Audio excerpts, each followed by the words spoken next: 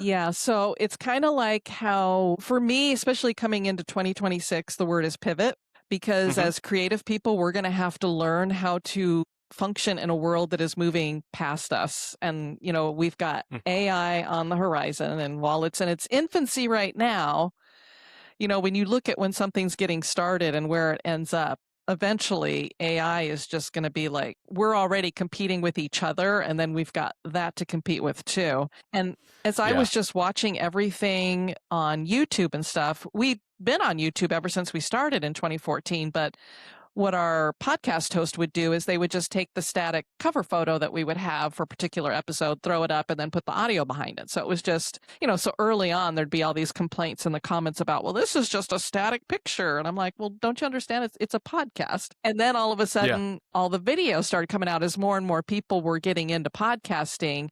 You started seeing that most of it was video. And for a lot of us who are the early adapters of podcasting and hold on to the historical value of that, it was hard because it's like, that's not a podcast. That's like a video cast or something, because a podcast really is like just in your ears. That's why it was called that. And it's a very specific thing. But then you get to a point where you're like, well, you either put up or shut up. And so it was like, you know what? If we're going to get in and keep competing with everything that's out there, we're going to have to get into the video. And my real goal in the back of my mind was maybe this will bring us a new audience, because you're just constantly fighting to get attention anymore, because there's literally millions and millions and millions of pieces of creative stuff out there to listen to, watch, whatever. And so I was just like, we're going to have to get into video to at least try to maybe bring in other people who watch the video and then go, oh, there's more. Maybe I can go get the podcast over here. I don't have time to watch it, so I'll put it in my ears here. Or,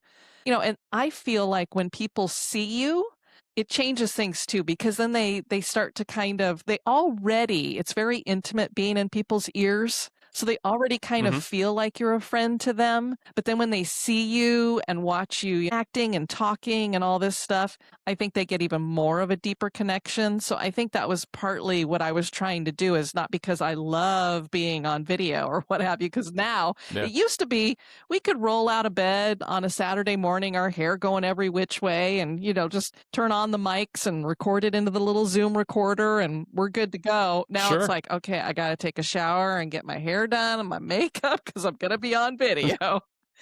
So it is a bit of a pain. To be somewhat presentable, right? But you know what I found? And I don't know if other podcasters have found this when they get into doing the video, but now I edit the video and turn that into the MP3. And it is so much easier to edit video, because when I'm just listening to the audio, I am so tyrannical about it that I get really hung up on making sure all the waves are very equal. And this one's a little bit too much, and this is overdriven, and this is not enough, and I got to raise it. And with video, I don't find myself obsessing as much.